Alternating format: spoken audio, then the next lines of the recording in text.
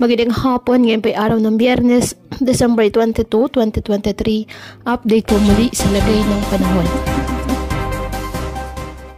Ayon sa Pag-asa, kahit walang bagyo, asahan pa rin ang pag-uulan sa iba't ibang bahagi ng bansa.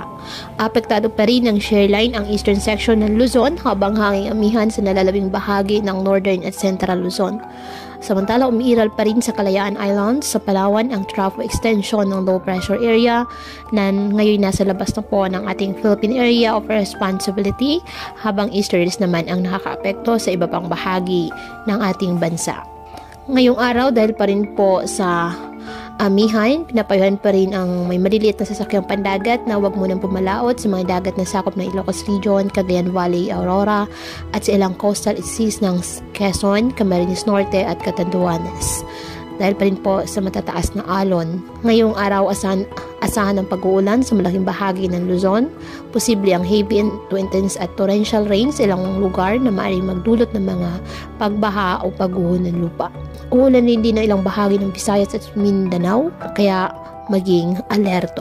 Patuloy pa rin na pinapayuhan natin mga kababayan na maging maingat at maging alerto sa mga posibleng pagbaha at pagguho ng lupa at ugaliin na magdala palagi ng payong o kahit anong panangga sa ulan sa tuwing lalabas ng ating mga tahanan. At yan po muna ang update sa lagay ng panahon ngayong araw. Muli, patuloy po tayo na mag-ingat at palaging tandaan, God loves you. Stay safe and God bless.